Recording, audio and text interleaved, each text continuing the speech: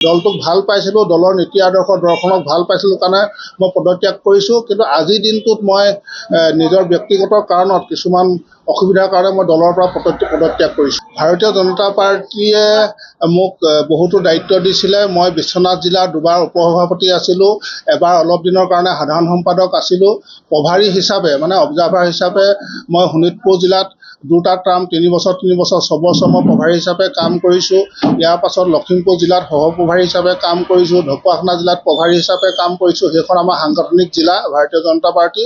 ধেমাজি জিলাত প্ৰভাৰী হিচাপে কাম কৰিছোঁ। ইয়াৰ উপৰিও বুথ সবলীকৰণৰ প্ৰভাৰী হিচাপে মই গোৱালপাৰা জিলাত কাম কৰিছোঁ, ওদালগুৰি জিলাত কাম কৰিছোঁ আৰু BTRৰ কোকৰাঝাৰ জিলা দতমা সমষ্টিত মই অবজাৰ্ভাৰ হিচাপে অলপ দিন কাম কৰিছিলোঁ। মই এতিয়ালৈকে সিদ্ধান্ত কৰা নাই, কিন্তু মই কেইদিনমান ভাবিম, খুব ভালকৈ দিনে ৰাতিয়ে চিন্তা কৰিম আৰু সেই চিন্তা কৰাৰ পাছত নিশ্চিতভাৱে মই কিবা এটা ভাল সিদ্ধান্ত ল'ম আৰু সেই সিদ্ধান্ত মই আপোনালোকক সময়ত জনাম।